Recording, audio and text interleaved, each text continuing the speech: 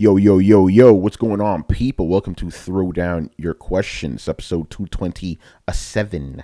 I'm your host, Tony Polanco, and tonight I'm joined by Emilio Lopez, Let Mortal Kombat begin! Chris Seeley, Hey, what's up, everyone? Brian Monjoma, Rest in peace, Carlos. Damn. Brett Murdoch, Also, happy birthday, Carlos. Figure that one out. and Adam Vale. Rest in peace, Craig Jenkins. Who? Don't worry about it. Hell no. Man. Does he have the glow? Nah, he's dead, man. Oh, damn, he's dead. Shit. All right, let me tweet this out here. Yeah, some interesting stuff going on in the background. We need to talk about that. Yeah, I'm jumping into it. Fuck it. No vamp. We're going in. We're doing it live. All right. So first two questions are from Mr. Annihilator. Very interesting one to start off with. I'm thinking of getting into the Souls games. What's the easiest game to start with? Now, before we answer the question, I need to make a slight little bit of a caveat. He listed all the Dark Souls games, Bloodborne and Sekiro, and Neo. Neo's not a Souls game, technically. No, It is not one. But I asked the council of these guys, the guys I hang out with. Shout out to Blackstar, K Cube, Kwame, and Ghostini. And I was like, hey, shit, is it okay for me to include Neo? And they're like, yeah, include it. It's spiritually one of those games. So for the purpose of this question, we're gonna allow it, even though it is not actually a FromSoftware game. That is, and you're about to figure out why this game doesn't belong on this list here, folks. But the actual, we could get to that too, because I think that'll be fun. But let's answer the question, which is the easiest of these games to start off Neo. with. Really, I was gonna say Bloodborne. I was going to say Bloodborne too. Yeah, I would. Yeah, no, I would definitely say Bloodborne. It's obviously not Sekiro. If anybody watched me stream yesterday, it's not that one. I don't. I almost feel like Sekiro is a little bit different than a actual Souls game. Sekiro is so hard. Goes they need to start saying the Sekiro of now. Like it goes against everything that Souls. Souls games ever do. Even it goes against what Bloodborne has, because it's more aggressive than Bloodborne.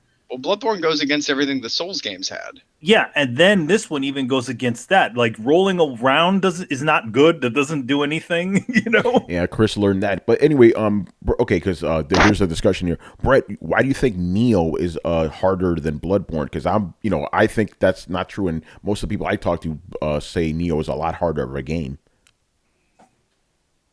Because I don't really know anybody that hasn't been able to finish Neo.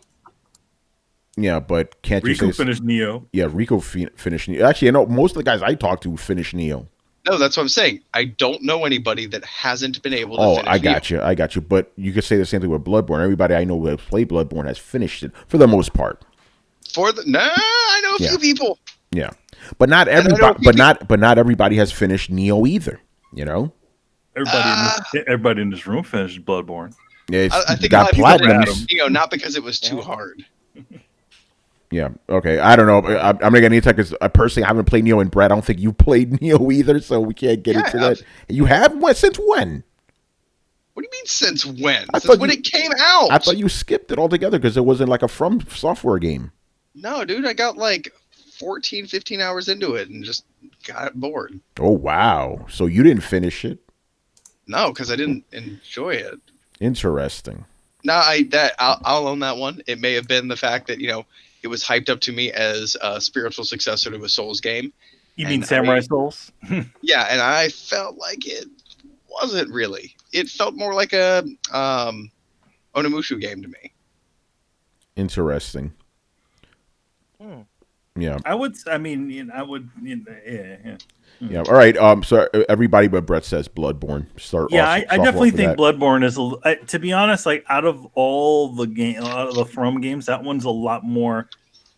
Dude, I feel like Bloodborne at the top. Okay, like Chris, you went back and played Dark Souls 1. Like that the games have actually gotten harder. You had to have noticed that. You go back and play Dark Souls 1, you're like, wow, this game is actually way easier than. Yeah. Well, they added more stuff too. Like Dark Souls definitely requires some like understanding of the mathematics of how your stats affect your attacks and defense, and then you have to think about that. And you have to think about your build. Like, oh, do I want to? Oh, I got pyromancy now. That's an option. I got magic. That's an option. I got um miracles. That's an option. So you got all these stuff to think about. Whereas Bloodborne kind of took that off the table and said, okay, you're a hunter. You either specialize in arcane or you specialize in your gun, right? Very simple compared to Dark Souls. I mean, yeah, they step up, they get harder because they got more mechanics and they could do more, but it's still Souls has that complexity over it. It's almost like looking at a D&D character sheet, right? Well, no, It's no. a, I'm saying I would say the second one, like I would say, I would say, Dark Souls 1 is easier than Bloodborne, wouldn't you? um In terms of skill level, like not character mapping, but in terms of skill level, like it gets faster, it gets harder, your windows get smaller. I'll be honest, I have to eat some crow here because I was the guy that's like, dude, OG Dark Souls, fuck you up. That game will fuck you up. And then the remaster came out, and I ran through it with my buddy who's played just about well, I've played them all with Chris, but Chris, you've played with Morgan. Morgan has played just about all of them, but the first one, we back to the first one, I was like, oh, dude, this is not as hard as I remember it. yeah, no, I mean stuff was spread out. Like I said, it's a remaster of a last gen game, and they spread out stuff. Now, it's honestly, I would say Demon Souls was harder than the first Dark Souls too. It kind of went down and then came back up with the second game. I don't know why, but if you play Demon Souls with world tendency and stuff made things way harder. Demon Souls, oh god, Demon Souls is a fucking that was a nightmare. And that was another mechanic you had to worry about. Like I think there's a reason I agree with Manny and Tony on Bloodborne is that they boil down to simplicity. It's like you only have these two things to worry about. Either you want to you can specialize in two things, or you don't have to give a shit about them. You just need to stop and power of your gun, and you have different weapons that perform very differently. And then you go, oh, I kind of like this cane that turns into a whip, or I like this switch axe, or I like the, it get a feel for them, and it's like, okay, I'm gonna use this. And it's just very easy. Dark Souls has a zillion weapons that you can imbue and put shit on and do all this stuff, so that I'm just looking at that complexity. You're a tank. You can hide through all three Souls games behind a giant fucking shield. But Brett, didn't you say that Bloodborne to you was too simple because it didn't have magic and all this other stuff? You said that, yeah. So it is that there's right a there difference makes it a between simple game. Simplicity and difficulty, though. Yeah, I'm not talking about but complexity. they're also intertwined too, though. No, they're not. Yes, Mega they Man are. is fucking difficult. Battletoads is fucking difficult. Cuphead is fucking difficult. Hard games don't need to be complex. I think okay, I understand what you're saying, but I think in this case, I'm taking easy as like a giant thing, like both easy in terms of like difficulty and just understanding. It's easy to kind of get into. I mean, because to be honest, you can beat Bloodborne with your base build. You could just stay with the switch axe. You could just keep tossing stuff into your levels and just play it pretty simple. Yeah, but we're not talking about complexity. We're here. talking about the easiest game to get into, and that is probably that's not what he said. That's what was the easiest game, not what was the easiest to get into.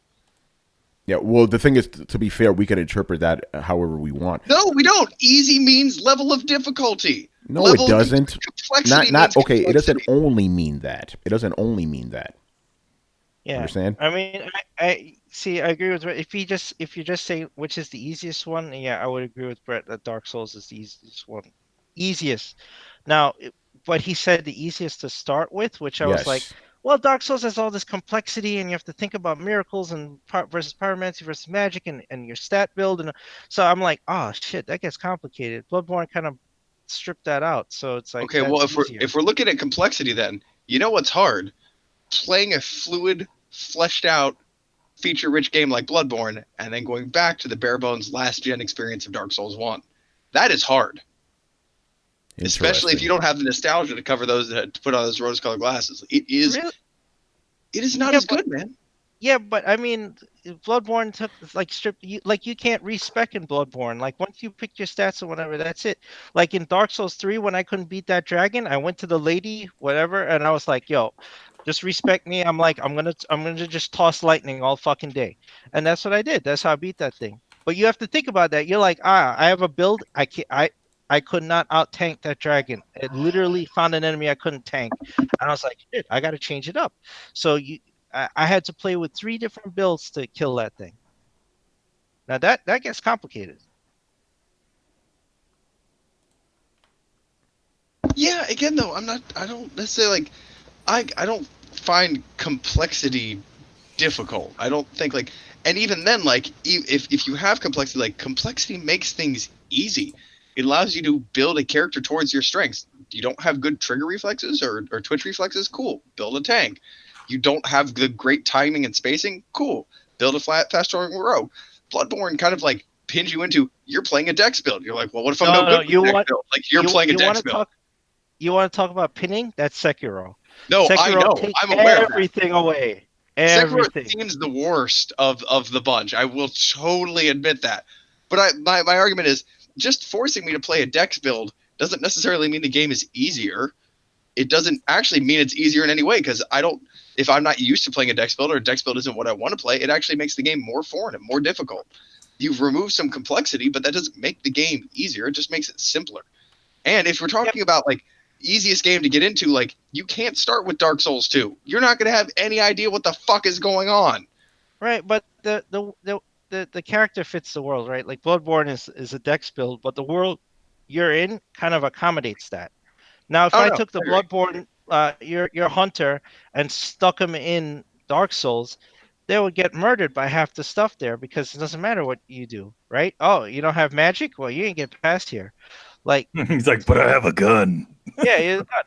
But so they fit their world, right? And that's like the same with Sekiro. Only I think Sekiro took it too far. Where I was like, when I was streaming and commenting on it, the one thing I commented, I was like, I don't want Sekiro to get easier, but just give me a couple of tools that would help me a little bit. Like, give me a little parry window, give me a little bar so I can see, like, okay, this is the optimal time to parry, so I could get past some of these guys. Because even Tony saw I was trying to parry stuff and I would just get Yeah, stabbed it was all over the bullshit. place. So there's little things like that. Like, I don't want to change the nature of the game. Like, okay, you took away everything. Like, I can't change his clothes. I can't change his face. I can't respec his stats. He has no stats. Like, you can't do anything with him. All you could do is put shit in his arm. So I'm like, at least give me that. Yeah. Also, the other factor, again, because I'm taking like an entire look at this, the easiest game to get into. I also go with Bloodborne because and I have to say the graphics. Like if you're used to modern games, Dark Souls 1, I know they remastered that shit, still looks rough. So that's the other thing you got to consider as well. Oh, Bloodborne is a beautiful game. Yeah, it's fucking gorgeous. So yeah, my answer is still Bloodborne. Then you could go back and stuff and check them out. If you're a man, go back to Demon Souls, see what's up with that. Yeah, Yeah, I mean, and Nah, that shit doesn't work no more. I wouldn't. No, it does work, but you're alone. Remember the same complaint Mark had Oh about yeah, that's right. jumping the game too late and not having any jolly cooperation. Well, now you're not going to have any because there's no servers. No, I tried to play that game. You cannot play that game without online. I discovered this the hard way because I played it completely disconnected the very first time. The level design relies on you being able to see the blood splatters of other people who have died before you. Otherwise, Oh, there's that too. Right. Yeah, there's that's too many right. cheap deaths. Like you Yeah. will straight up just be like, oh, cool, a hallway, and then a boulder drops in from like a corner that you could not see, like literally just off the top of the screen and crushes you. And you're like, how the fuck was I? This literally happened to me. Like, how the fuck was I even supposed to know that boulder was there? And after much digging, I'm like, oh, it's because somebody else was supposed to have died and left a blood stain there that made me actually be wary of the area covered in blood. And I used to leave markers too. I used to be like, oh, there's this motherfucker waiting to gank you on the left. And I used to put my sign down and go on your left, or something like that to warn people. Like, read this before you go over here, man. Or you're gonna get stabbed. Man, that's gonna be a problem with a lot of these games in like 20 years when you try to Yeah. replay them. Yeah. So that's why I wouldn't recommend Demon Souls. You are completely on Yeah, your own. nah, chill. All right, man. Let's move on to the next question. I remember growing up, games on normal were challenging. I feel games nowadays on normal are too easy. If I go back to the old games I played years ago, I struggle more, maybe because I've become accustomed to games being easier. My question is, do you think people have become used to normal difficulty being easy, then when that when a hard game comes around like Souls or Sekiro, people end up complaining that there's no difficulty option? You think? Yeah. I think so. I agree. You just get good at the games. You just keep playing those type of games and you get better. It's like Call of Duty. You know, some people say, but what about all the shooters. but what about all the complaints? Like, Sekiro right now, people complain. That's a different type of game, though. That game is designed differently. Like I said, it's all parry. Parry this, parry that, parry this, parry that. Yeah, no, but the heart of the question is, do you think that we've become so accustomed to easy games that when an actual hard game comes around, we bitch that there's no difficulty? I agree. I think we do, because I hear it all the time. You even agreed before. Not every game is for everyone. No, I said that, but Adam, you're missing the point. I do hear these people complain. That's the point. People do complain about that. And I think it's because of the fact people complain about everything. It's a small margin. It's a small No, it's not. Okay, Adam, let me put it this way. Is the reason people are complaining about Sekiro because they've been made complicit by getting used to easy games? No, because then why buy it? That's like if I said, damn, I hate playing these sport games because these guys are hard. They keep adapting to my play style. Well, why do you play sport games? Well, I like sport games. People that buy Sekiro, they know what they're getting into. No, they don't. I think some people do, but I think we're kind of tap dancing around a specific thing that has mentioned this. A specific article that mentioned this sort of thing, where it was like this one journalist was saying that the game needs to have an easy mode so that supposedly everybody can enjoy it. And I do not agree with that, because I feel like this would be kind of poisoning the well a little bit. It was like, okay, why aren't we chasing after specific audiences? You know what I mean? Like, why does it have to be for everybody? Yeah, Adam, here's a question for you. This comes from Annihilator, but it's true. You don't think most games don't hold your hand these days compared to old games? No, well, if you count safe and checkpoints. Yeah, and actually giving you waypoints and stuff. That's something that wasn't available back then. If they had that technology back then, they would have included. They didn't have it. But Adam, you're missing the point, dude. The point is we didn't have this stuff back in the day. Now that we do have it. Of course not, because the technology wasn't there. But that's irrelevant. Hold on. No, it is relevant, because if it was there, we would have had it. But we're not talking about was. We're talking about what was. No, Adam. I don't deal with hypotheticals. I don't deal with no hypotheticals now. You're doing an example. Give him an example. Yoshi's Island. They just proved that you could beat the new Yoshi's Island with 2 rocks sitting on your Joy-Cons. That's literally all it takes to beat the game. You just lay 2 rocks on the Joy-Con and you win. You couldn't do that with Super Mario Brothers back in the day, No, you couldn't do that with the old Yoshi's Island. Games have gotten simpler. They have gotten dumber and easier.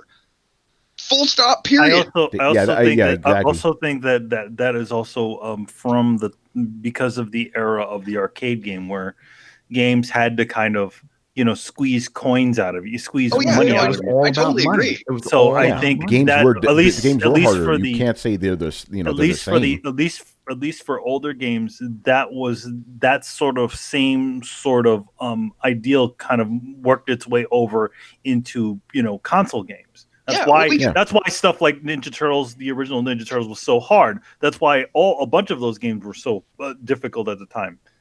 I think all the people now that are making video games are also all those same people that got incredibly frustrated by those games. Yeah, I remember there was this one developer, I forget who it was, but they actually asked him, like, why have games gotten easier? He's like, listen, we make these big giant games with these big vast stories. We want people to finish them.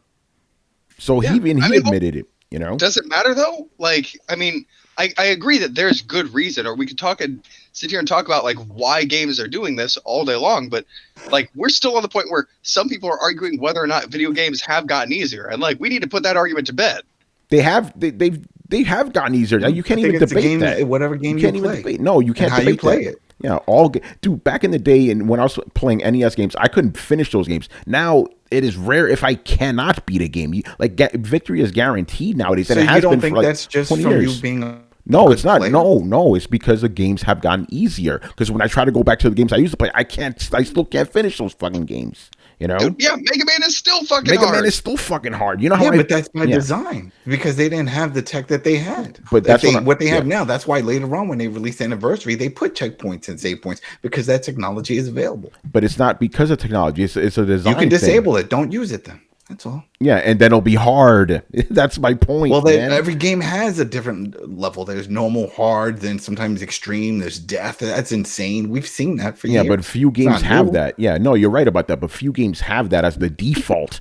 You know, like we've been playing The Division. We're not even playing on normal, and it's hard. We're playing on story. Yeah, but let's be honest, the game is not that hard. If you play by yourself. Actually, it's easier by yourself because of the balancing in that fucking game, as we've talked about before, you know? But Division is not brutal. It is not a brutal game. If you're being stupid and if the game cheats, let's be real, then it could get difficult. But it's not a hard game. Not really. You know, because games are easier now. That, you know, people complain these days about hard games. Look at Cuphead. Cuphead, people complain about that game all day. You know, and Cuphead is way fucking easier than the old games we used to play when we were kids. You know, the game doesn't send you all the way back to the beginning of 1-1 or some shit like that. Games that I cannot believe that you're saying that games are the same now as they have been. They're way fucking easier now. You know, I think it all depends on the games that you play. That's all. And there's technology that's implemented in these games to help. Whether you use them or not is up to you. If you don't want to play a game with checkpoints, and if you're one of those, if I die in the spot, I want to start from the beginning, that's all you. But there's checkpoints that you can use. Adam, do you think there were that makes checkpoints it easier in games back in the day? There weren't save codes and ways to pick up your game from where you left There off? were save codes that you had to get. They didn't just come with it. There was a lot of the codes that you could use. You don't have to use them. It's up to you to play the games you want to play. If you want to play Mike Tyson's Punch-Out and not use any of the codes after you do your little run in the park, don't use it and just play it. No, I get that, but it sounds like your argument is that the reason we didn't have checkpoints and thus games are easier with checkpoints, and we didn't have checkpoints back in the day because we didn't have the technology. But then also, it wasn't designed that way. They weren't designed for you to finish them. We already talked about that. In the arcade, it was about pumping quarters out of you. You mean they made them harder? They wanted to be hard, but it wasn't for fun factor. It was for you to get frustrated to put in another quarter. Okay, well that's fine. Like, that wasn't fun. So you agree that they're harder, though. That was them trying to rip you off. But you agree that they were harder. Not by fun. Not for. We're not talking about fun. We're not talking about fun. You agreed the games were harder by design, arcade right? Games, by design, right? Arcade games, and you'll also get money out of you. Yeah, but you'll also concede that home console games were hard to emulate arcade games, won't you? No. What do you mean? No, they were trying to mimic the arcade games. But then they changed it when they started giving us codes and save points. They didn't have to do that. Then it would have been just like the arcade. It would have been Ghosts never had a save point. There you go. There you go. No, I'm talking about the Nintendo one. Yeah, there you go. Ghosts never had it. Mario never had it. There's a lot of games that never had it. Yeah, games that were not quarter bunchers. They didn't have it either. There you go. You know. Yeah. So you agree the games were harder then? Okay. They were harder because they wanted money. Yeah, but they were still harder. You admitted it. That's what I wanted to get out of you. I don't think you get it. You're still not you don't get it. Everybody here agrees on the point, but you, dude. You're Brett right now. You're Brett right now. I don't follow the pack. I'm telling you that if we go to the arcade, their design was to make it purposely hard, not because they knew it was going to be fun and a challenge for you, but it was going to. We're also no one's disagreeing. Nobody's disagreeing on that. That's it. But we're talking about when those arcade games came home. They didn't make them any easier. They did. No, they didn't. They didn't. They didn't. They were just as hard. Ghouls and Ghosts or Ghosts and Goblins did not get any easier. But that's not all of them. That's not all of them. Of course, you could pick a handful. That's like anything. I could pick none of them got easier. None of them got any easier, man. None of them got easier, man. I think the one thing about it is that obviously those games were, being that these guys came from developing these sorts of harder games that were, money munchers. That also worked its way into older video games. So that's why a lot of those original Nintendo games, a lot of those things most people never finished because they were essentially built those ways. Because they didn't know any other way. Remember, the industry was literally being the industry was literally being created at that moment. So there was no level. They're just all they knew was just like, okay, we're going to be making the same sorts of games for these things. As the years have gone on, and obviously our generation has grown up, they're like, hey, wait a minute. These games are crazy hard at back when it's like, why don't we add some things to kind of alleviate And why this don't we stuff? add difficulties? Why And don't there we you add go. We have difficulties. Before it was one standard. Now we have different options. You could switch it. If it's too easy for you, if someone's complaining, this game is too easy for me, then switch it to hard. Yeah, no, Switch it to you're right about. insane. I completely agree with that. But the thing is, the base difficulty. There's the question. Normal is way easier than the base difficulty of games used to be back in the Depends day. on the game. It depends on the game. Because especially if you're playing certain sport games, it will adapt to what you're playing. If you're playing FIFA and you leave it on, let's say, normal difficulty and you're kicking ass, the second half, you will notice it's much harder because the AI realized, hey, wait a minute, this is not a challenge for him. Let me turn it up a notch. And it will change the difficulty. That's what I'm saying. There's some games that do it, some don't. But there's always an option to change it yourself. In I some don't buy the games, shit of like, oh, everything is so easy. Think you can change the difficulty. Stop bitching. Change the difficulty your damn self. All right, I guess you disagree. Oh, by the way, Manny, adding on to your point, remember back in the day too, developers knew that it was a point of pride when people beat games, so they also made them harder for that reason. You know.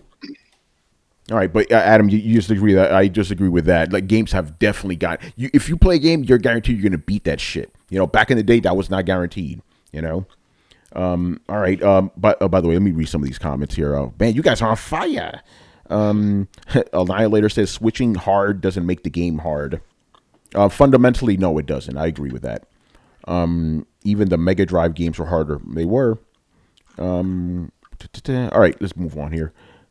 Where are we? Dad versus. We're still talking about difficulty in games. This is very interesting. So, just a comment, and then we get into his questions. He goes, on the subject of people bitching about Sekiro being hard, these tears are so sweet, I cannot get enough of them. I have played every From game from the last few generations, and none of them are hard. Whoa, missed the big shot. They have a rhythm, and not everybody can learn to dance. Damn. What do you think about that, Brett?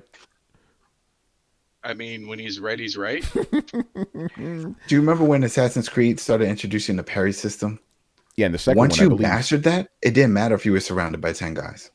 Because then you knew when to trigger. So it's like in the Batman games, remember? Arkham, same thing. You knew when it saw that little signal above the head, you knew when it was time to parry and stuff. And then you got the glow. For a You were Soul the game, master. there isn't anything like that. Yeah, there's nothing like that in Souls games. And to be fair, in Assassin's Creed, all you have to do is just hold the parry button and he'll auto dodge. You don't have to do anything. But for Batman, you definitely have to be aware. But those games don't tell you when to parry. It's just I will say there were several hard bosses in the Soul series. Yes. But like overall, like no, the games weren't like grindy. Like it wasn't too terribly difficult. What was that fucking black flame fucking motherfucking knight at the end of the DLC we fought, Chris? Oh, Nightmare. it was like Fume or something. That Was it the Fume Knight? yeah, the Fume Knight. We had a lot of trouble with that guy. Yeah, that guy was a goddamn nightmare. Yeah. All right. Let's get to the heart of the first question. Miyazaki mentioned that Activision is the reason Sekiro has tutorials and is very different from other From games. Part of the flavor, the exploration, and discovery in From games were people being left to their own devices. Do you see From going back to letting people figure out how to play their games, or are tutorials now going to be a part of the DNA of new FromSoftware games? So, Chris, apparently Sekiro doesn't give you any tutorial. Okay, apparently Sekiro gives tutorials, but previous games didn't, right? Is that what you're saying? Yeah. So if you saw my stream, you saw windows popping up all the time. Yeah. It's like, you got a counterattack. This is how you do stealth. This is how you do this. So it does a lot of that hand holding, and you have to turn it off. And it gets annoying sometimes. It's like, yes, I know how to crouch in the grass. Yes, I know how to parry. But randomly it'll pop up like old things like, oh, did you know how to set a quick item? It's like, yeah, I know. I did that in the beginning. So it's weird because the other games, they don't tell you shit. Like you just go, right? So I don't know if they probably will just go back to the way they were doing it. I mean, if that was an Activision directive, then if they don't have to answer to Activision, It actually wasn't an that's stupid. Activision directive. It was something that they specifically asked because they wanted to make the game a bit more accessible to new players. So they kind of had these. Essentially Activision took the lead as to those tutorials inside of the game. Well, I mean, yeah, make it open to new players. Yeah. Just Yeah. you should add tutorials. That'll make up for the insane difficulty. Yeah, that's it. It's like it's not gonna. Here's the thing: knowing how to do these things is one thing. Effectively implementing them is another. Yeah. So do you think their future games will have these, or they're No, gonna toss it out the window? At least the way Miyazaki and those guys and From people are talking about the game is that the game is a little bit of its own thing. You know what I mean? Like he even to the point that he didn't want to make another Souls-ish game. You know what I mean? He wanted to make something new. That's why you don't have the online. In other words, it's not totally rehashing the From formula, the Souls formula. Passive online. A world that doesn't give you a full context. The story in the game is pretty simple. Like you don't need to read a bunch of flavor text in order to figure out what the story of the game is, right? So it's all of them attempting to make a sort of more straightforward type of title, but still kind of including that sort of one of the things that From is known for is for making games that are a little more difficult than others. Yeah. All right.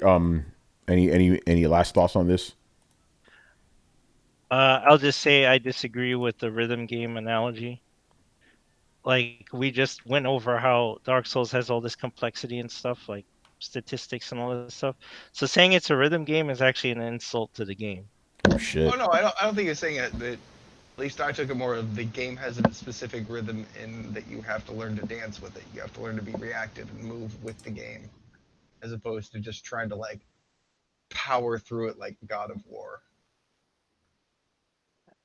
Well, no, you can power through it, like, and I mean, there's like reading your enemy and doing stuff, but the rhythm would imply it has the same beat, right?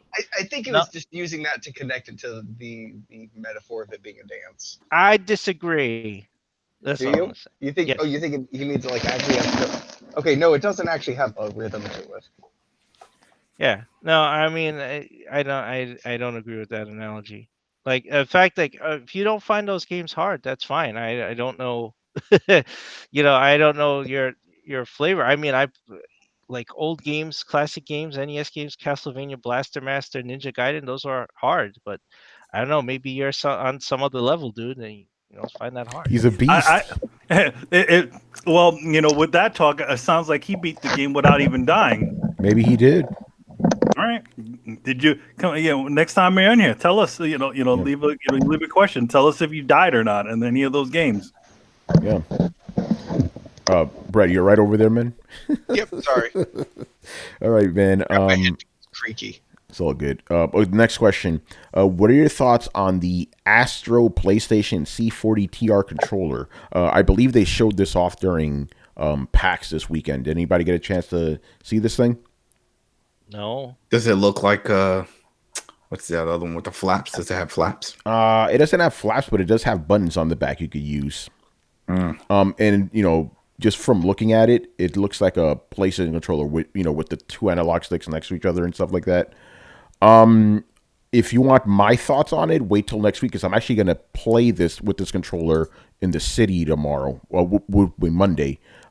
So I'll give you my thoughts on that, but I don't know if you guys saw it, if you had any thoughts. So is it official or third party? Yes, it's Astro. Astro's making it, but it's an official PlayStation controller. You know what I mean? Like it says this product is being developed under the official licensing. Yeah. So it's an official controller, but for Astro. Astro does good stuff. I finally got contacts with them, so I'll be reviewing that in other Astro. I think I reviewed actually. Shout out to Robert Workman. He's the one that helped me get in contact with Astro. I reviewed one of their headsets, so I'm gonna go check out this controller. It looks nice. It looks fucking cool.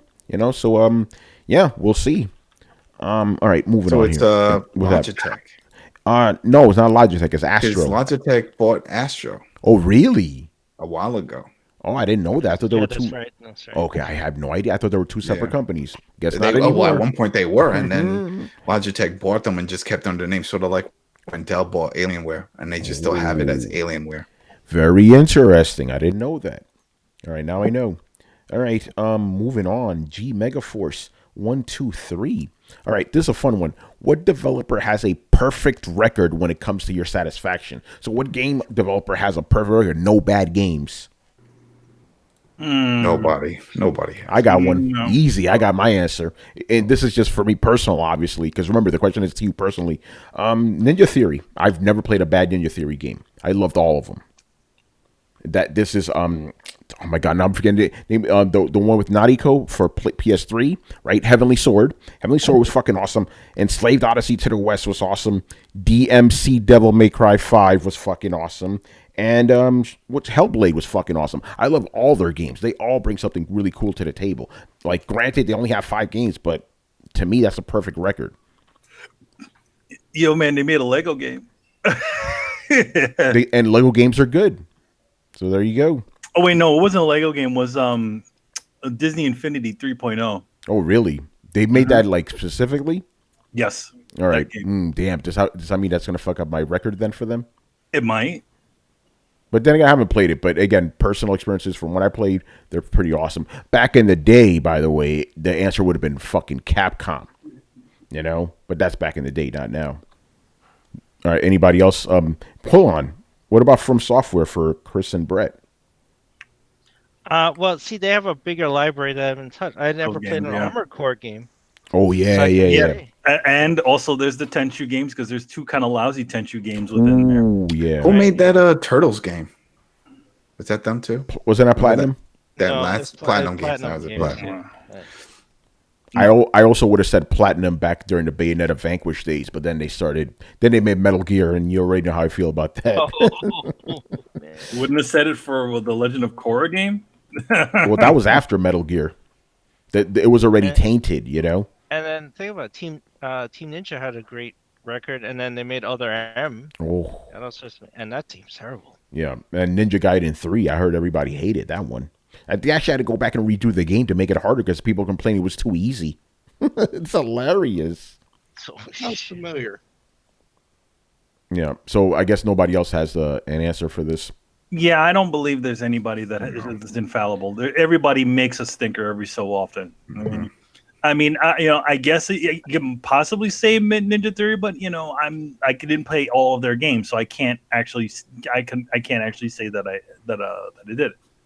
Yeah. All right. Rockstar. Rockstar. They made Oni. State of Emergency. Yeah. Oh. State of Emergency. Yeah. That was crap. State of Emergency was. CD Projekt Red. What else, Brian? What was that? CD Projekt Red. Oh, CD Projekt Red. The first Witcher, Brian. The first Witcher.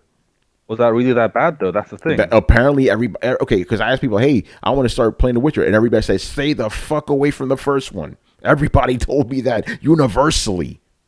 First one is just mechanically difficult. That's all. Mechanically difficult? Yeah, there's just tons of shit in there that doesn't need to be there. Like, hey, we're gonna throw this mechanic at you, and then this mechanic, and this mechanic. It's like, why? Like an autistic kid doesn't play well with others. I love the way Brett asked that. Mechanically difficult? They just imagine that each mechanic is a juggling ball, and they just keep throwing like balls at you. Like there, now juggle this in there. Now juggle that in there. Now juggle this in there. That's again mechanically difficult. I mean, that's a really weird way of saying broken and janky as shit. I won't say it was broken. It was just certain things didn't work well. Like, okay, so it went one of 2 ways. Either it intended to be that way, in which it was boring as fuck, or it was intended to be that way, in which it was broken as fuck. I was trying to give him the benefit of the doubt, but if you think it was boring, that's cool too. Yeah, it just was boring. That's what I'd say. More boring, less broken, but just lots of things in there that's like, why this, why that. I wouldn't say it's a bad game. It is definitely the worst of the bunch, but I wouldn't say it's a bad game. See, Brian, I talk all that shit and then I agree with you. All right, man. Let's move on here. Yeah, this is a really fun. G Megaforce, I love your questions this week. So, who is better at games, you now or you 10 years ago? Mm, I would have to say you now because we all progress. We all learn new mechanics. We all learn new play styles as you get older and you just keep playing. If you were to, let's say, stop playing from 10 years ago, then yeah, it would be your past version. But I you're don't still know playing. because like You're still evolving.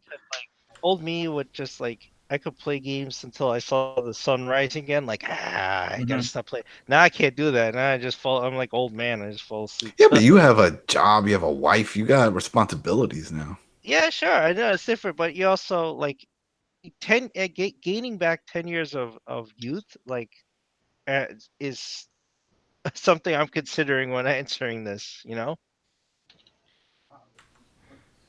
Like like 10 years ago, me could probably tackle like a classic game I never played. Like if I was like, I'm just gonna play Mega Man 2, and then like me now, I'd be like, oh, son of a bitch, ah, told for this shit. For me, it's counterintuitive because you're older, you should get worse, right? No, I'm a way better gamer now. Remember what I said about Halo? I could not mechanically play Halo in 2001. I couldn't do it. Now, when I was playing, I'm like, this shit is too fucking easy. you know, Oh damn. like mechanically speaking, like difficult. It was hard. Halo 1 is still harder than any game out now. But like mechanically speaking, I'm like, hey, I can't jump, I can't run, I can't do any of this shit. Also, I never like really even though I still beat games fast. I never marathon games like before. Like I would always stop after 3 hours. Now I'll play for 8 hours nonstop.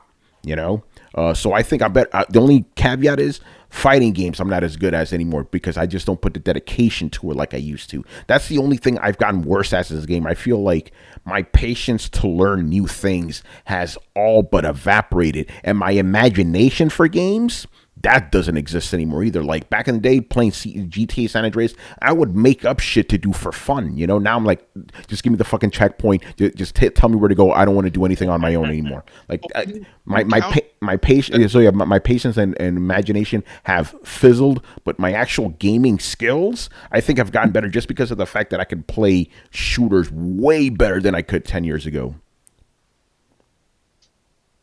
Go ahead, Brett. Were you going to ask me something? I was gonna ask, like, is that skill though, or like well, how do you gain skill? By doing something over and over and over and over again. Though? Like imagination is That's the way we learn. Yeah. I mean, okay, it may be a useful trait. I'm not saying it's total trash, but does it equate to skill? Like it can help build skill, but does it equate to skill? Like how do you measure skill?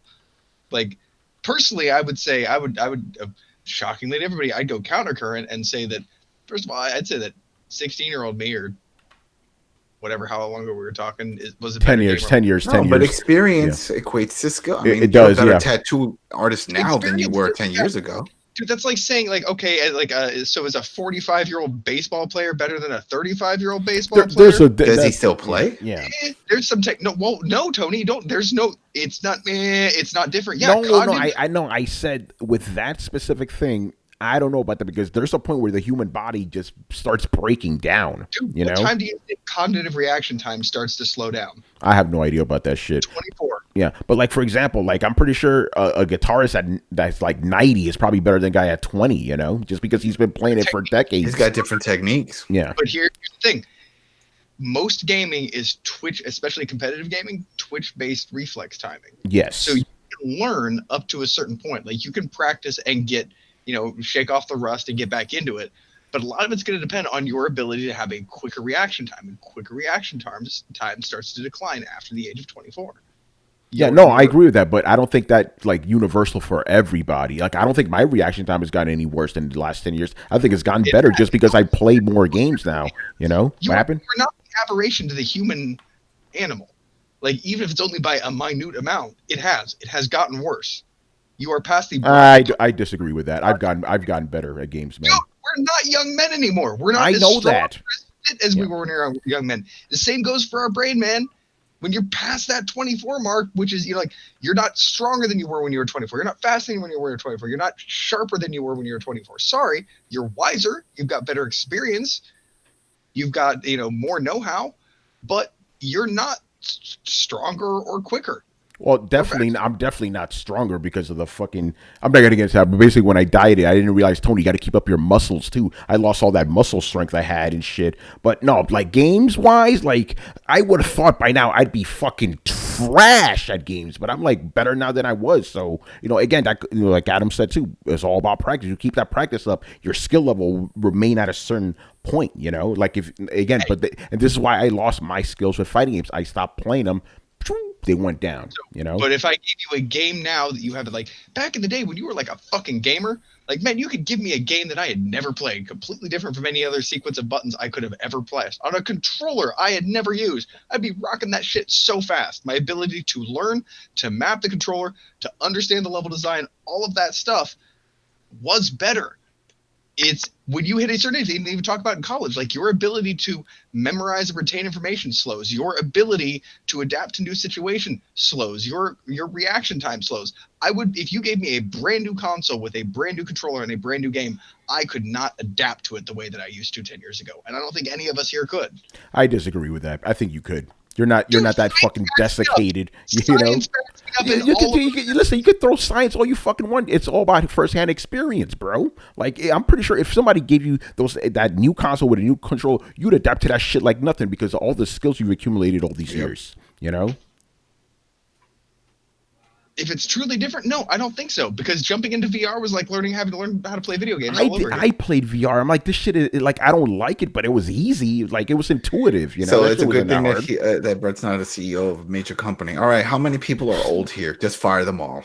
We just need all the young guys. When he hit 30, he's gone. He's gone. Yeah, like why did I acclimate to VR so easily? Because I've been playing games my entire life. Okay, it's just a game with a different camera now. Like the camera is my head. That's the only thing you got to worry about with VR. It's still the same thing, I also think. I want to get this question 10 years from now when we're really fucking old. If you get better as you get older, then why are all like the competitive games dominated by kids?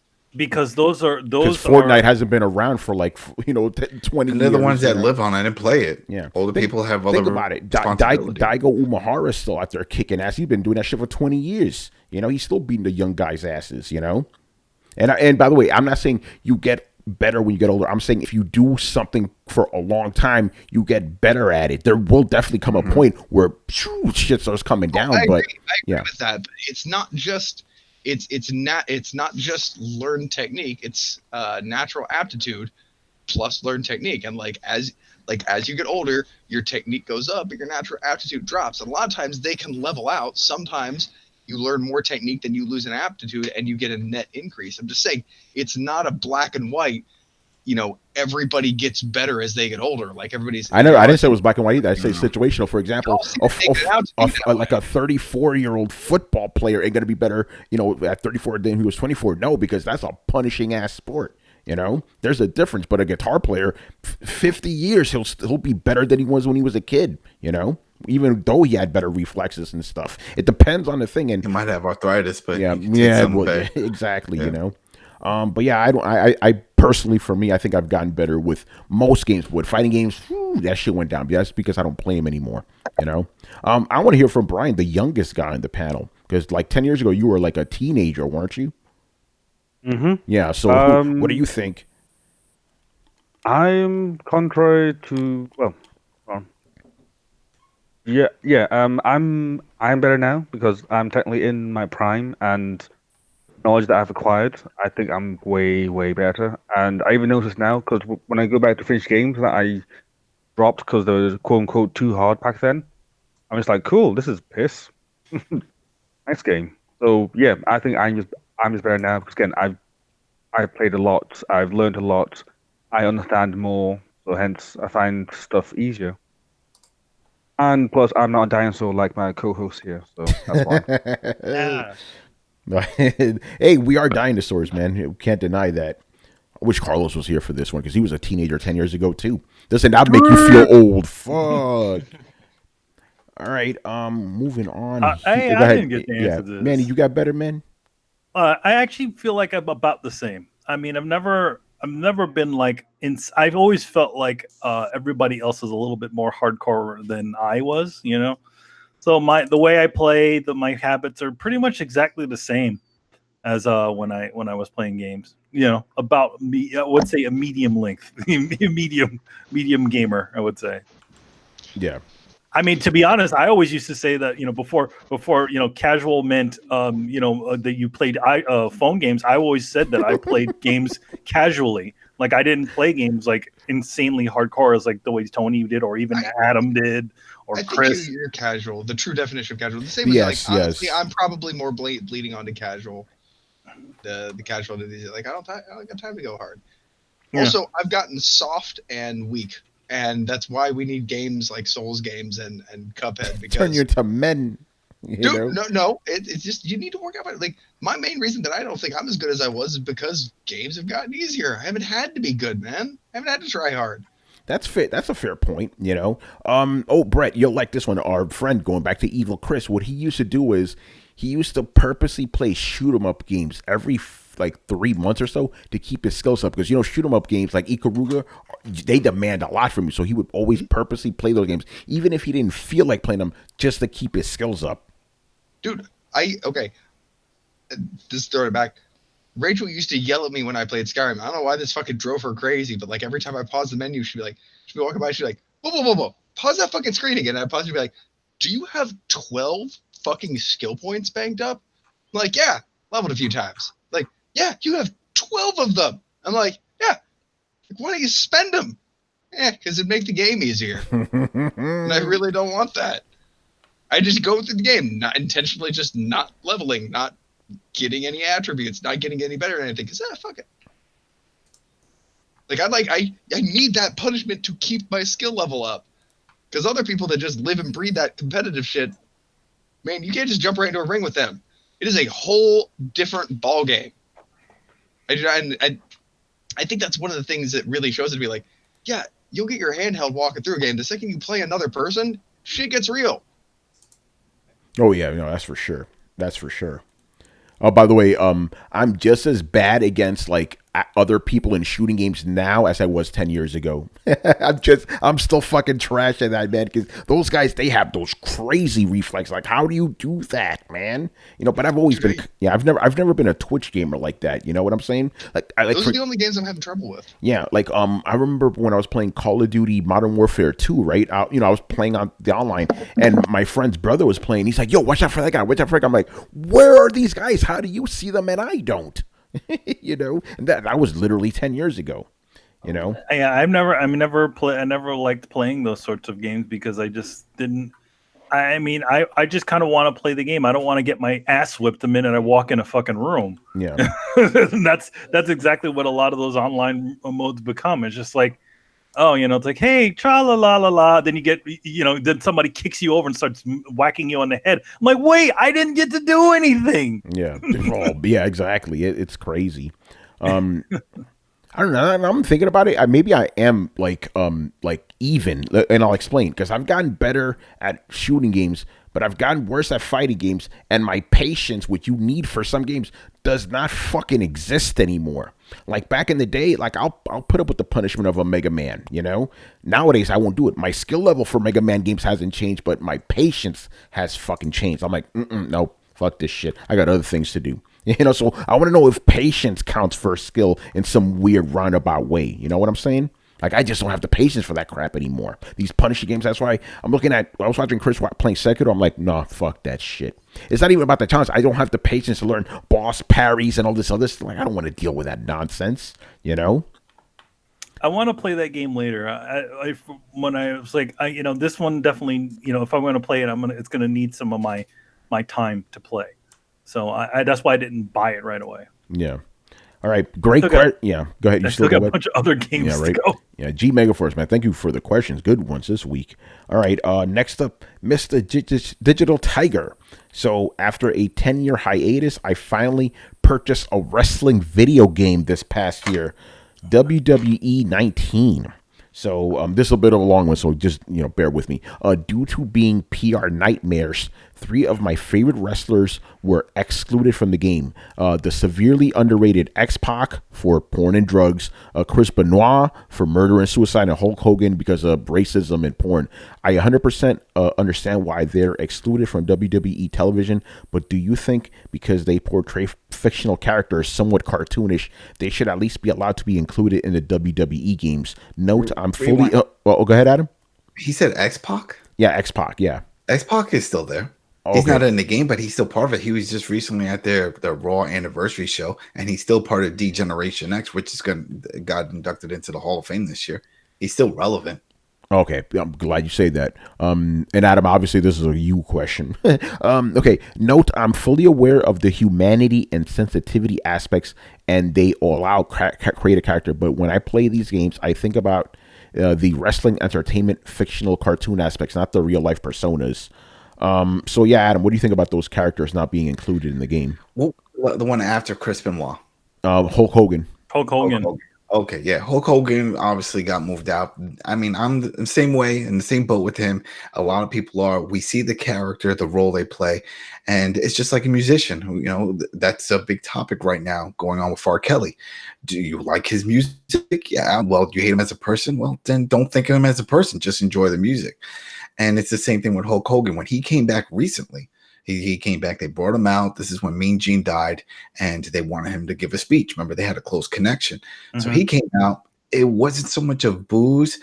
It was some cheers, but it was kind of somber. People weren't sure how to react. But he wasn't getting the old pop that he. Yeah, he wasn't getting the old pop, but he wasn't getting the boos. People just weren't sure, and he didn't make it about himself. Yeah, he came out in his character thing, but then he stopped and he just went into Mean Gene, and he brought back the memories that we all remember of him being Hulk Hogan and what Mean Gene and doing that. And then people got behind him and started cheering him, and he did the pose and stuff, and they loved it. Enjoy the character.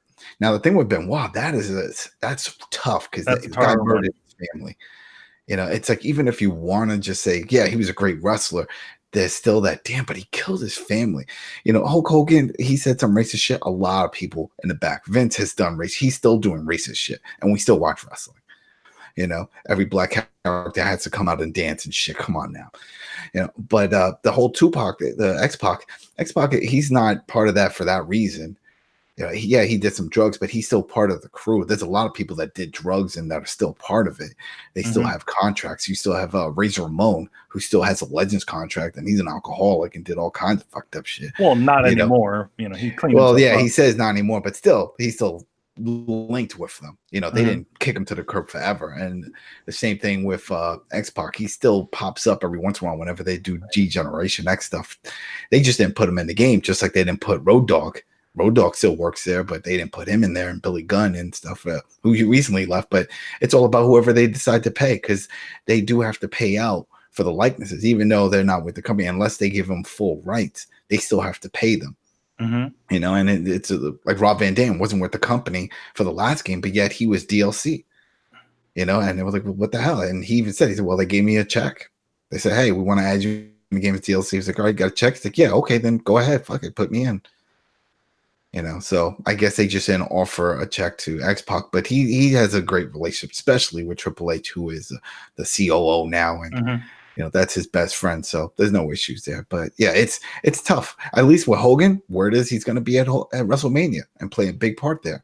They said that for him, they already re-inducted him back in the Hall of Fame. They're trying to get him back in because he said some fucked up shit, but he's still Hulk Hogan. He still sells a lot of merch. He's still that face of wrestling. We don't have many of those. I think that the thing is, it's like I think everybody, to an extent, has their horrible moments, and I think that was one of those situations where it was like, yeah. I mean, hey, look, wasn't it a recorded conversation? It was a recorded, it was a private conversation, and it was recorded, and there was a few moments, but one of them had to do with his daughter dating someone, and he went on a rant about stuff. But hey, Mel Gibson did the same thing. He still makes movies. Yeah, for a while they sort of blackballed him, but he came out, he did his apology tour, and he started making movies again, and they were like, okay, we'll move on. No one's perfect. That's it. It's they didn't murder anybody. That's the thing Yeah. with Benoit. He murdered people. The other people talking shit. A lot of people talk shit. We talk a lot of shit here. You can't take everything literally. You know, maybe he had a bad moment. Maybe it's a bad day. We don't know the extent from the before and after. We just know from the moment that was recorded. Yeah. I'm gonna say this, like, obviously racism is really fucked up and bad, right? But you could still come back from that. You could realize, oh, I shouldn't be saying shit like that. That's fucked up. You can't come back from murder. No. You know? Yeah, You can't come back from that. Those Yeah. are dangerous words, Tony. What? You can't come back from murder? No, the first part. Don't repeat it. It's okay. Okay. Well, I'm still. I stand by what I just said. It's true. Like. And you know, I mean, there are plenty of there are a lot of. I mean, the thing about it is that part of that thing, right, that happens with that is the fact that people learning the error of their ways. Now the problem is, will people be willing to forgive them? Yeah, that's the other problem. thing. Yeah. Well, that's the whole thing, and that's a why whole different thing. Yeah, if you can, who was it? The one that submitted this? This was Digital Tiger. Digital Tiger. Go on YouTube and look up Hulk Hogan, Mean Gene, Raw, just to hear that reaction, because it's a great telling. Because it's you're not sure what you're gonna get, if people are gonna cheer or boo when they play his music. And it's good to see how through his whole little monologue, it changed within, it was like 10, 15 minutes long. And it changed. And then people just went in and said, you know what? You're Hulk Hogan. Fuck this shit. We like you as Hulk. You're not Terry Buller. You're Hulk Hogan. Mm-hmm. I think it all takes time, you know? Yeah. All right. Move on. His next question is kind of interesting, a little bit involved. So I'm going to just read it a little bit slower. Okay.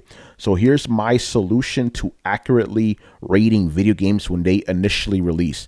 Instead of giving just scores like 9 out of 10 or 3 out of 5, we should rate games by giving the price range you would pay for it and giving it a fun factor score.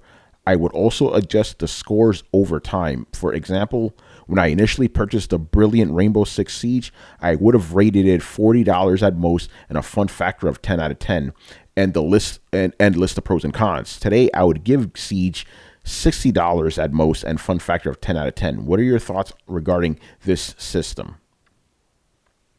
Buy, rent, wait for sale. I think that's the best. Yeah. So what do you think about his though? Like adding like the price point to it and having that fluctuate over time. I feel like overly Very depending on It sounds too complicated, man. And let's be honest, man. Even though we have fond memories of it, what the fuck does fun factor mean? That could mean so many different things to so many different people. You know. I know one game that makes you sound like a robot. What is fun? Yeah. I do not understand what is fun. And if anybody could explain what love is to me, please. But you know what I'm saying? Like, what is that? Like, what is that? Like, when you really think about it, it's like, what the fuck? What the fuck is fun I see you factor? cry, and it is the one thing I cannot Yeah, do. I cannot- I do not understand why you do it. It's what you said. What tastes good on the lips, or it feels so good on the lips. Your little expression. It's that. That's that fun factor. Like Yeah, when I play no. Adam, here's the thing. Smile on my face. It all represents for whoever. Yeah, they think. exactly. Like my fun factor will not be your fun factor. You know what I'm saying? Yeah. Oh, by the way, that line is from Old School for those who didn't know. Frank the Tank, when because remember he was sober for a long time, and then he started drinking at the party, and he's like, "Oh man, when it hits the lips, it's so good." So that's where I got that from. Me and Chris always say that shit.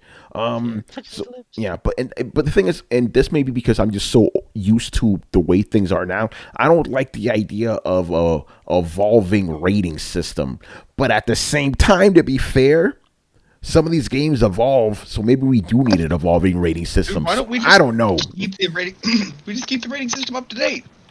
It may have a score of 90 today and 63 months from now, because everybody reached endgame and decided they didn't like it and you changed their review scores. Like, you should be able to change your review score.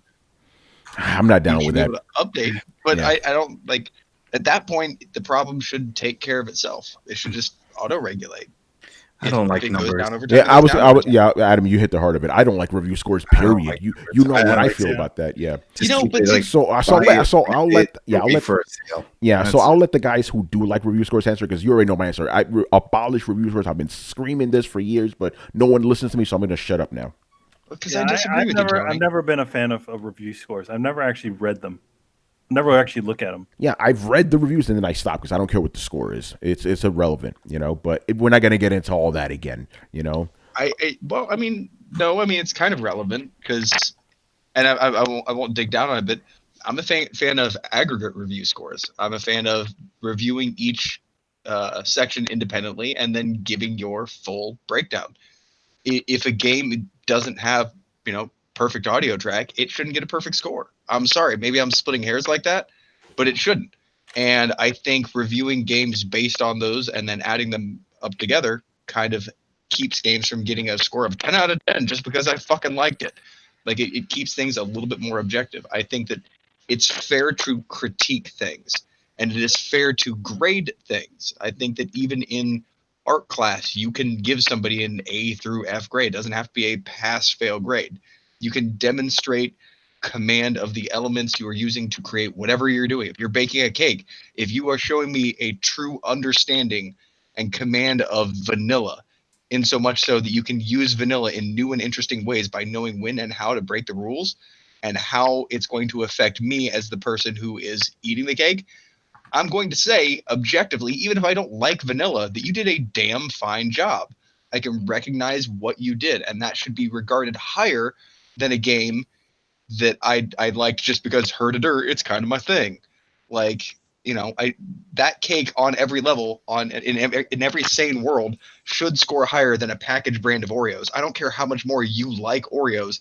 That cake is objectively a better creation. And I feel like a good reviewer should be able to put aside their love for fucking Oreos and understand that this cake is a quality cake. And I think it's a good editor's job to not put the person who fucking loves Oreos and hates vanilla in charge of reviewing that cake because they're not going to be able to identify all the good things about it. But nowhere along that line should we stop critically evaluating things. And if we want to be able to give a shorthand to that for people who have too short attention span to read the article, I don't necessarily have a problem with that because I'm not reading one article. I'm reading 14.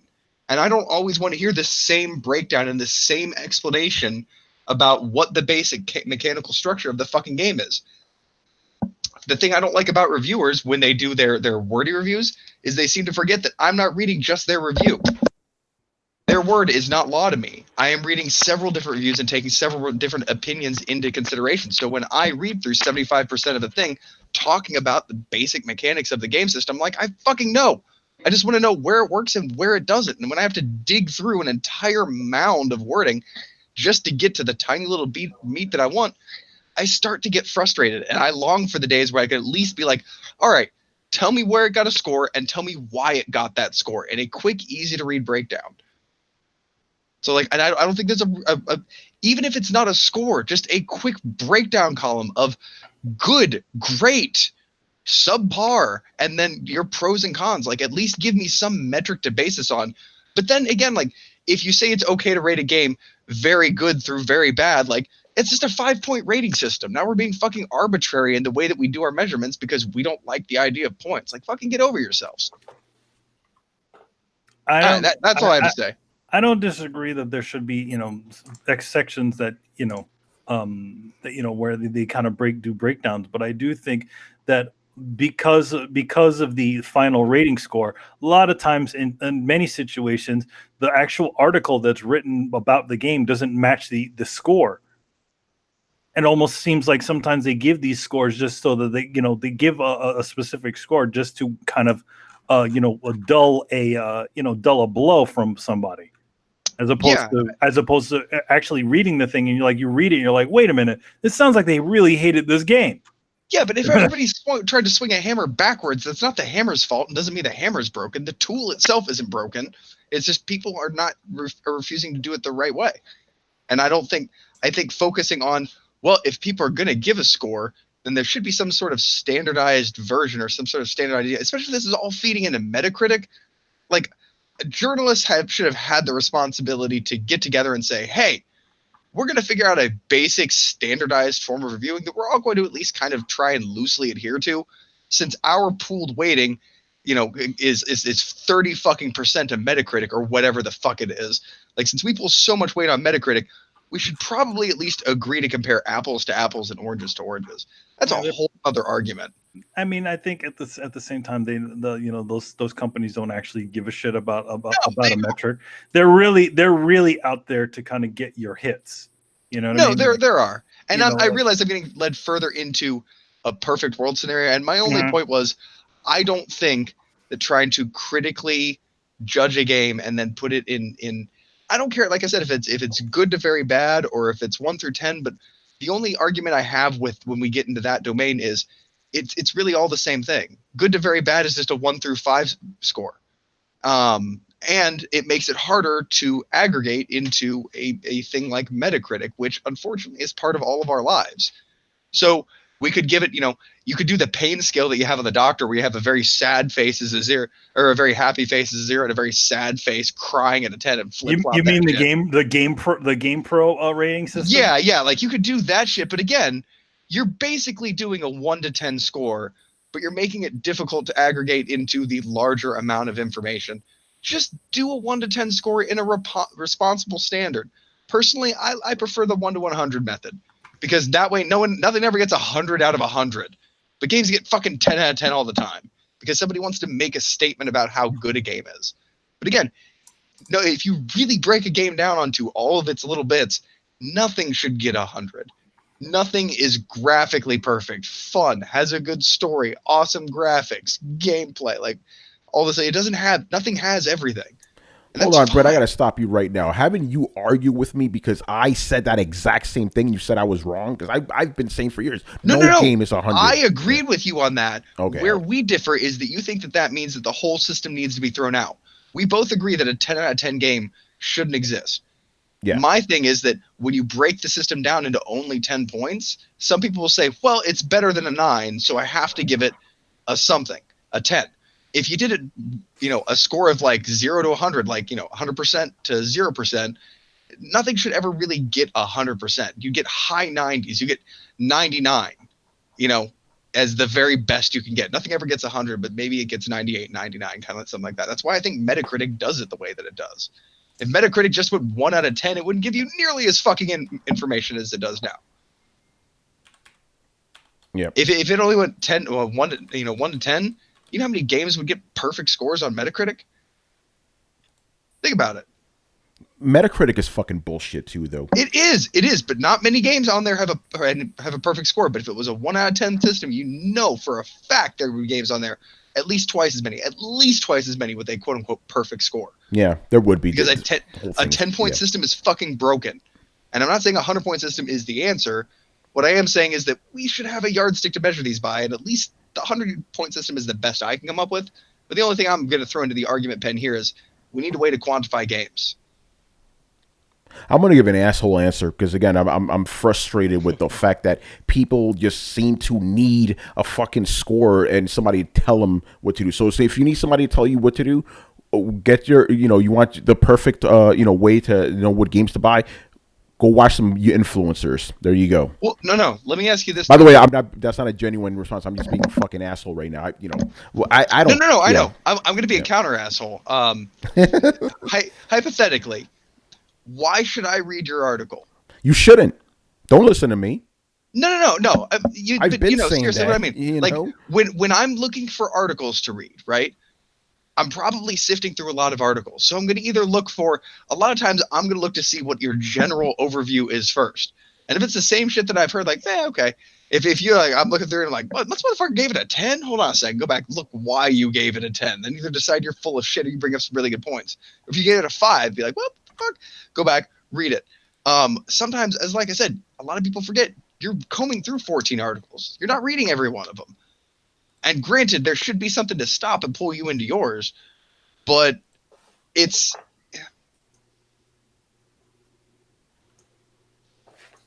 Yo, is it just me? Okay, did you stop talking? Say, repeat what you Sorry, said. I muted myself for a second. Okay. Yeah. Basically, if I want to read through 14 articles and I'm not going to actually read through all of them, there has to be some kind of hook. And I believe in you enough as a writer, and I've read your articles, and I like your articles enough. Your tone is the thing that pulls people in, right? But a lot of people need that kind of hook. They want to see who's agreeing with them, who's disagreeing them, why. Like that's part of just information gathering. So I'm not absolutely against. Yeah, like I think you're hostile to the point where like, well, you don't want to fucking read my article. Like, it's not that people don't want to read your article or people don't want to read an article. It's that people don't want to read 15 different articles. No, I understand. By the way, I've literally gotten that. Quick story: when I was Dual Shockers, where we used the number system, I reviewed some fucking game, and first comment, why did you think that? Why did you give it that score? And I'm like, there's a fucking review there. Why are you asking me that? Read it. You know?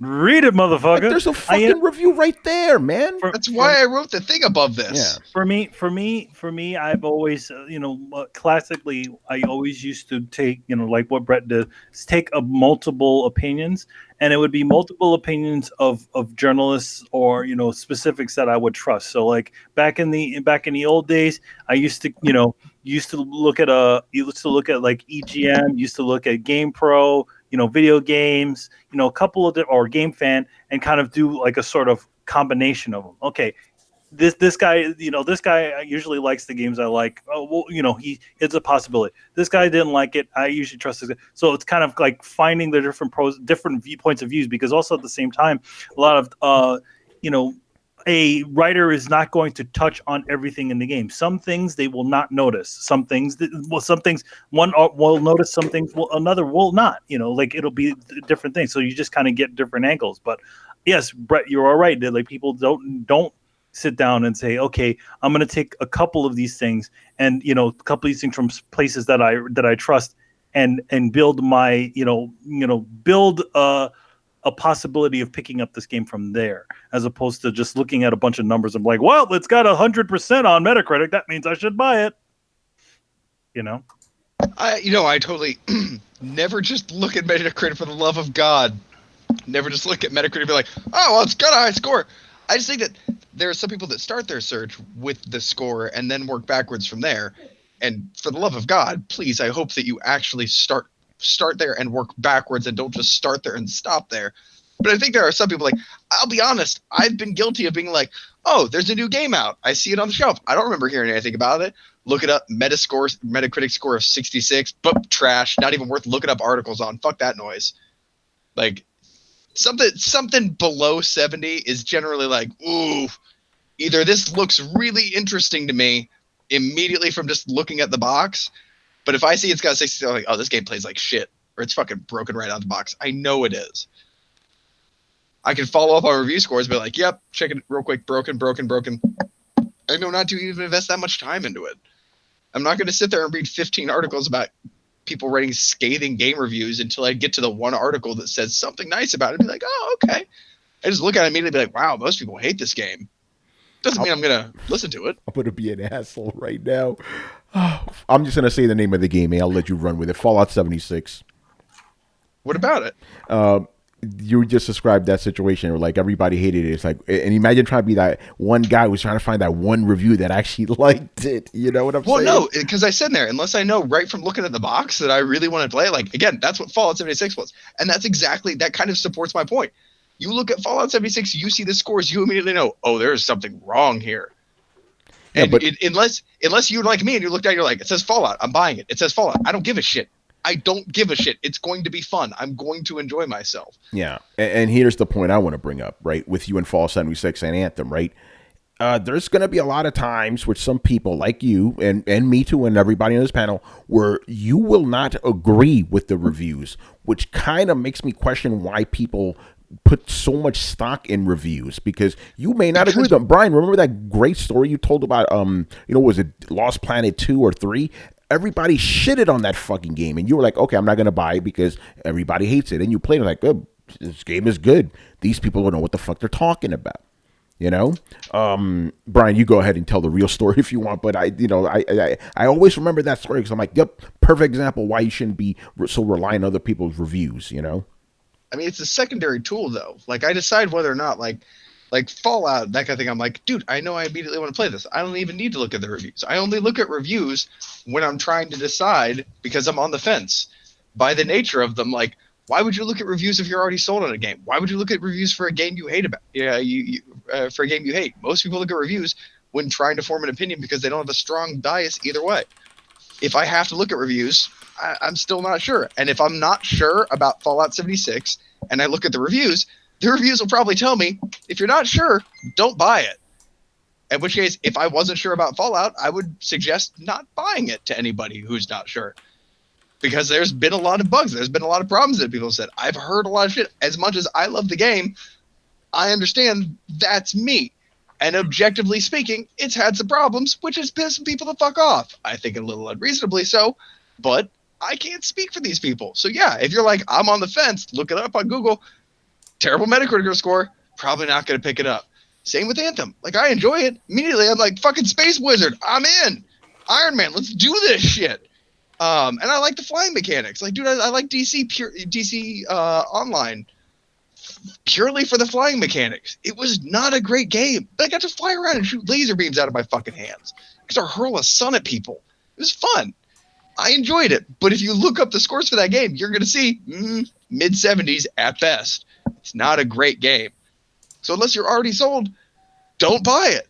But the score comes after your personal opinion. So if you look at something, you're like, dude, that looks awesome. Fuck what the scores say. Go for it. Have fun. Enjoy yourself. Yeah, Fuck exactly. the haters. But if you're on the fence, that's when you look up review scores. And I'm telling you, 60 to 70% generally tells you, I might give this one a pass. Maybe a rent. But I also think for a lot of people, it's also, again, and games are expensive, and taking that sort of leap, is not everybody's willing to take a leap on something they're not exactly sure about, And I think the reason why so much weight has been put into things like reviews is because games cost so much. It's like it's the total opposite when you go into the movies, right?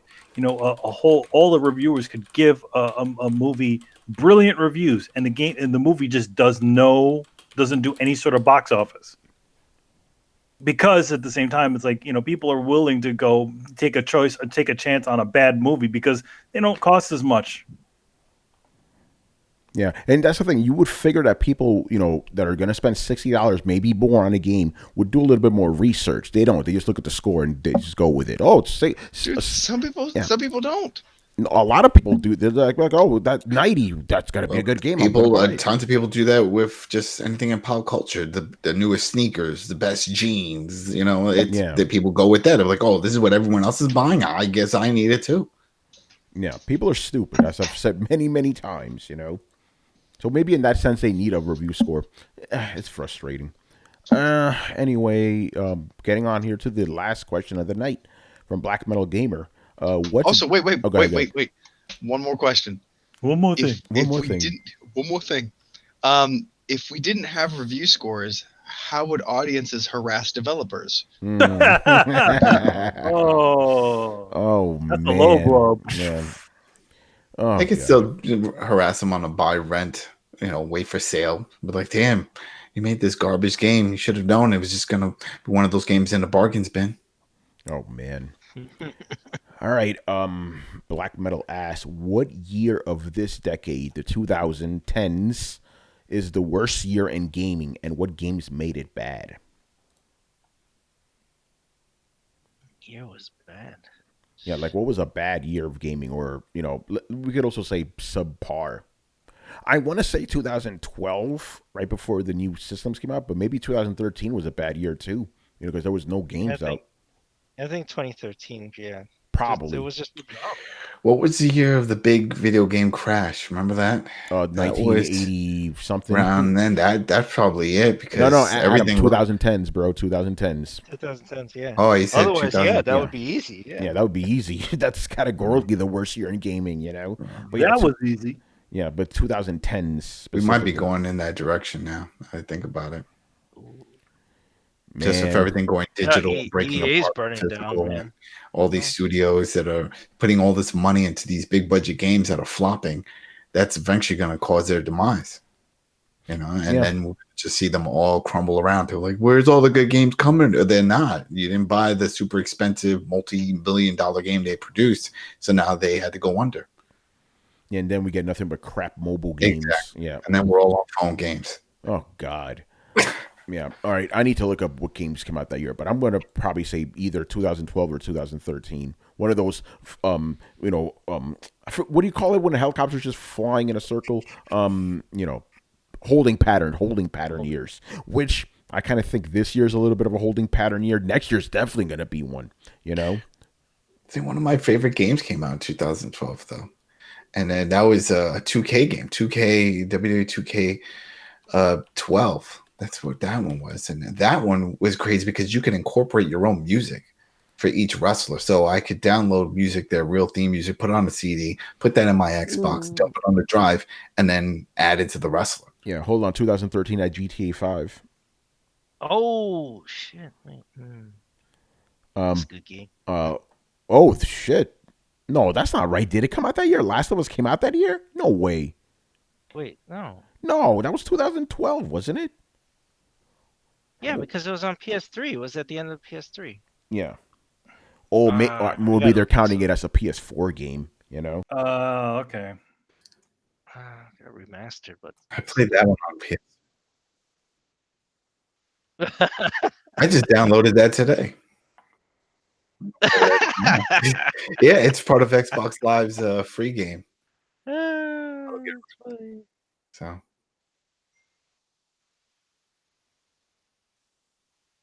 there you go. Mm-hmm. And that was the big thing there. Everybody was like, "Why isn't this coming out for it? Why is this coming out?" They rushed that remaster because remember everyone said the same thing, and then shortly within a few months of the PS4, we got the remaster.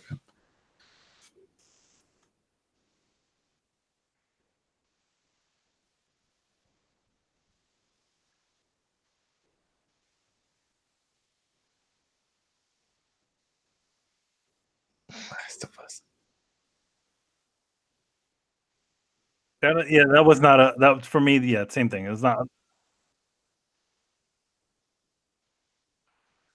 Yeah, I tried. I got that remaster. I'm like, yeah, I can't wait to see it in the 60 frames stuff. I did like 2 chapters. I'm like, I can't do this again. I'm done. God damn it! I was muted the whole time. No, we heard you. No, we heard. You heard me. No, but they that's didn't. true. They didn't. Oh. Maybe I should mute myself because I spoke some heresy. But I'm gonna say, yes, The Last of Us 2, great game, but I don't think it's as up there for me personally as everybody puts it out there, just because of the simple fact that it is too fucking oppressive. I played it once on PS3, again on PS4, and I never want to play that game again. Not because it isn't a good game, it is a great, brilliant fucking game, but it is too fucking depressing. I'm not putting myself through that shit. And then this is Come what on, Brian son, comes in. yeah, like no, Tony, the game is actually bad. It's terrible. It's a mediocre game. It's the worst game ever created. It had good acting, but no. Don't worry, everybody knows Days Gone is gonna be better than that shit. I have a feeling Days Gone is gonna be a hit. Actually, no, Brian, by the way, forgive me for doing such a horrible British accent. What year do you think was the worst of the last 9 years? It's a tough one because again, I don't really count games by launch year. I just count games by whether or not they were good. But so to me, I have no answer. And yeah, Last of Us is good at best. I wish Carlos was here. Definitely different, man. I know for a long time I was preaching that game, and I was telling everybody whoever did get a PlayStation, because at the time a lot of people were jumping over to the PS4, and they were like, "Oh, what game should I get on?" No, I can't throw 2013 under the bus. Far Cry Blood Dragon? Nah, son, that's a good year. That's a good year. Just for that one game. Yeah, man. Boy, I want that game back. Yeah, Chris, I know you'll vouch for me with that game. The game is awesome. Fucking game's amazing. Yeah, all right, I'm sticking with that. And I'm sorry, I'm going to say another controversial thing. That is also the year where my favorite Devil May Cry game came out. DMC, baby. DMC. Fuck you. You down with DMC? Yeah, you know me. Oh man. For me, I can't actually think of the worst game, year in gaming for me, Yeah. I can't really think of anything that like one year that I was so all these games are sucky. Even when you and Carlos and bunch of people are like, "Oh, this new generation is kind of bullshit. There's not enough games coming." I'm like, I'm still playing games, but then again, I'm not playing games as quickly as you guys are playing games. You know, the time that it takes me to beat one game, you know, with my time frame, everybody else has already moved on to 2 others. You know. Yeah. I'm looking at 2012. This looks like a pretty lousy year.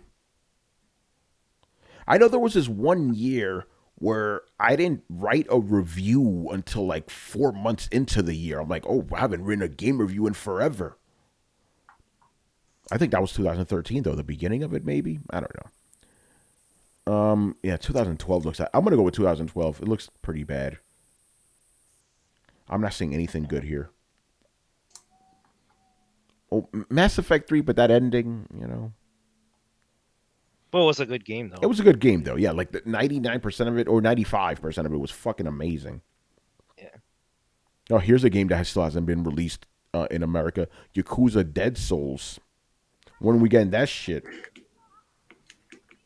All right. Does anybody have an answer for this shit? Not really. I agree with you. I'm going to go with 2012. Fuck it. There's probably some good games in there, but whatever. I need an answer. You know? Anybody else? All's quiet on the home front. And these guys ain't muted. You know, all right. Crickets. Yeah, right. All right. We're going to throw down crickets. I think most of us don't look at, you know, game released years like that. Yeah, I do. I just forgot. Hey, Brett, there you go. You know what's fading my fucking mind? I forget everything now. Well, no, you kind of have always been sort of forgetful when it comes to certain long-term things. Yeah, that is true. I learned that from school, by the way. Like, to hone my short-term memories, like a past test, but my long-term memory is bullshit, you know? Like, that's what I would do before a test. Like, I would just read up everything so it's fresh in the mind and then completely forget it right after it's done. Yo, Tony, what'd you take on the test? I don't know. That shit is gone. Wait, that's just jettison. What Marvel's Capcom 3 came out that year? That's a good game. Borderlands 2, I never played. I don't care. According to everyone else, that game's good. Oh, yeah. Nah. I didn't care for that game. Oh, shit. Medal of Honor. Remember that series? That came out that year. Ooh, Lollipop Chainsaw. Yeah, I never yeah, it wasn't a very good game. you heard of it. Yeah, Sleeping Dogs, though. People like that game. That was a good game. Let me look at the chat, man. GZDR, what's going on, brother?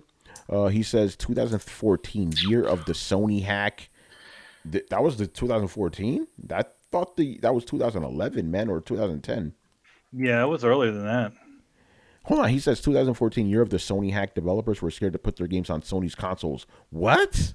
I don't know about that. That sounds like... One thing I love about GZDR sometimes, and I'm not saying this as an insult, I'm saying it's just to be funny. Sometimes I think you come from another dimension because you mention stuff like, what? When did that happen? In his dimension, it did happen. Yeah. So, yeah, 2012, Assassin's Creed 3, Walking Dead. That's when Walking Dead actually did start. Yeah.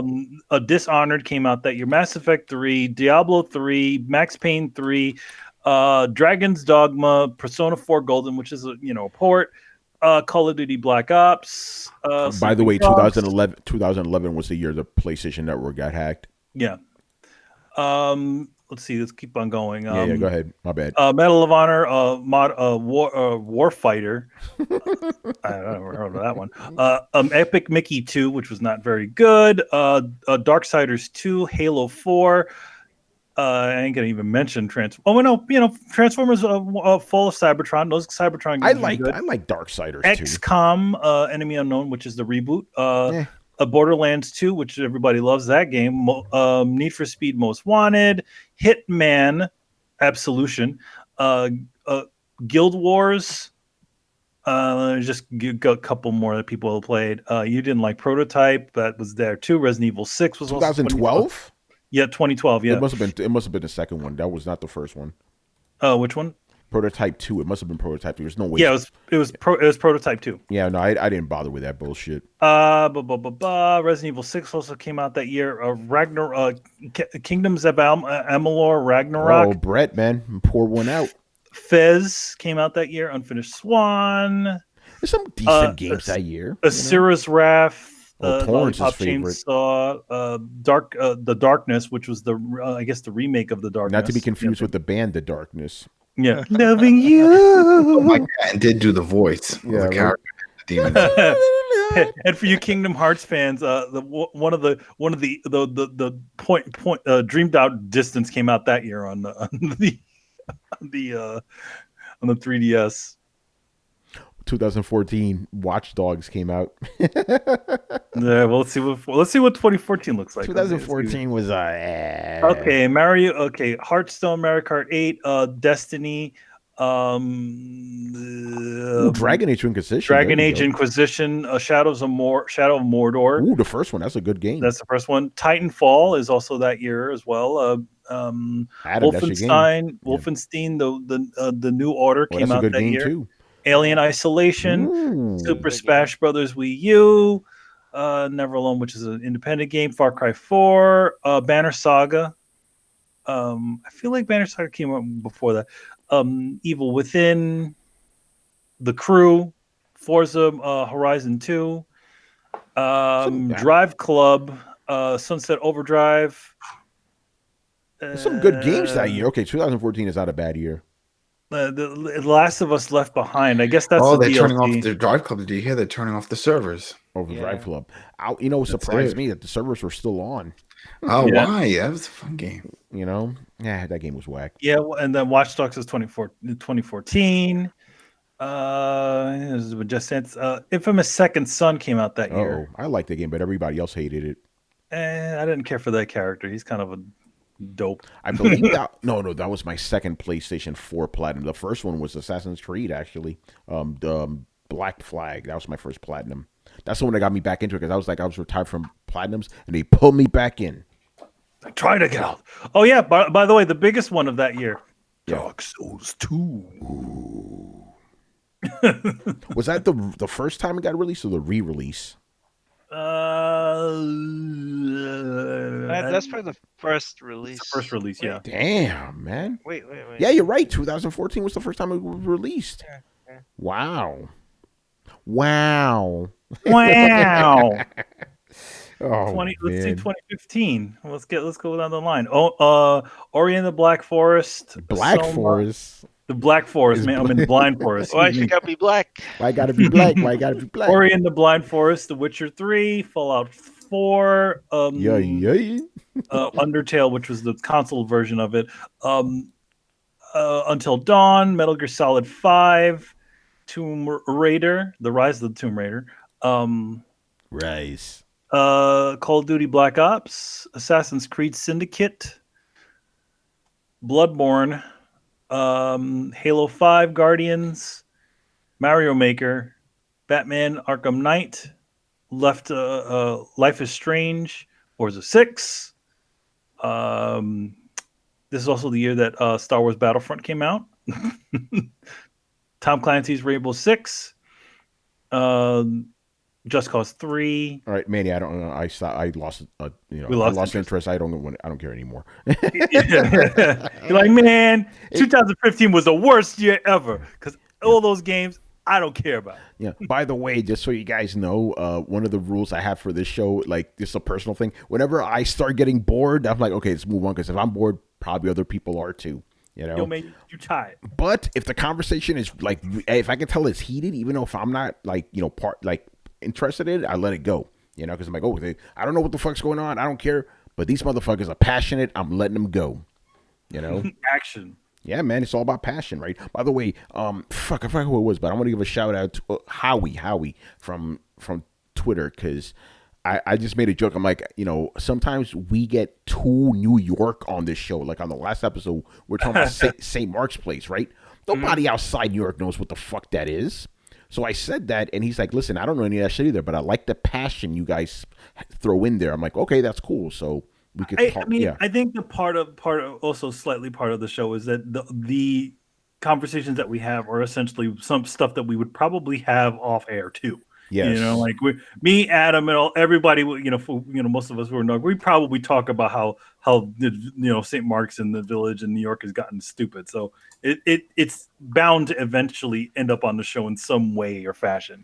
I think people like hearing that stuff in general. For example, the happy console gamer, right? Mhm. I saw this one episode where he was giving his origin story, how he got into games.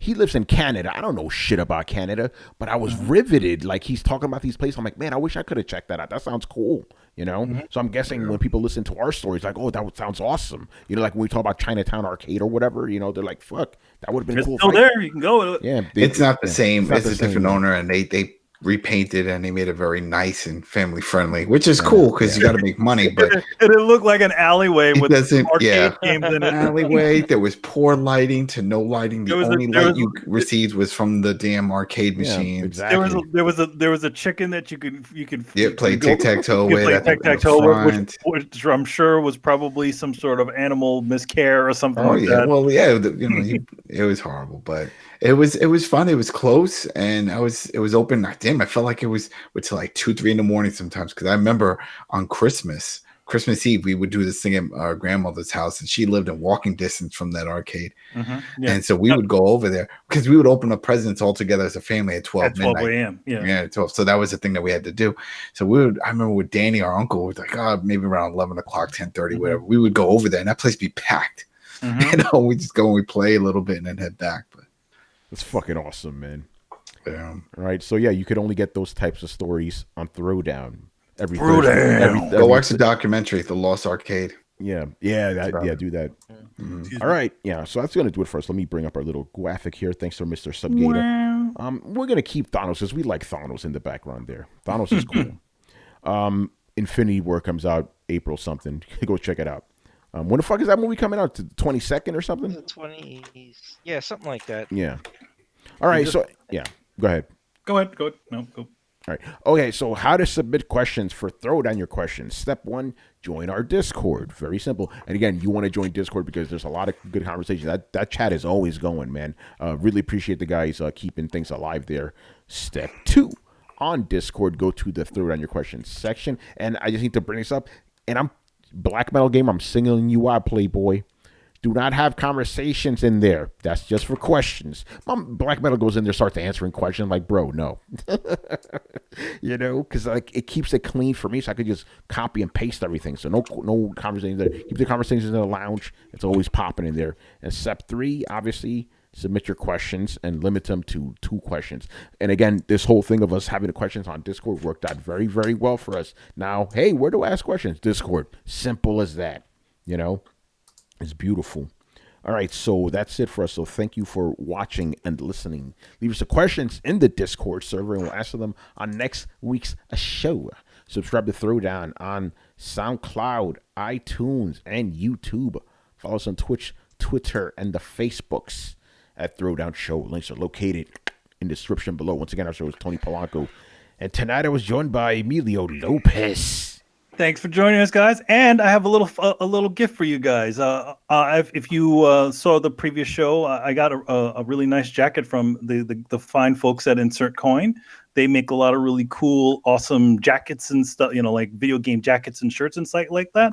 So I actually have a 20% off code for you guys. So if you put in Lopez IC20, you will get 20% off of any of your purchase on Insert Coin. So there you go.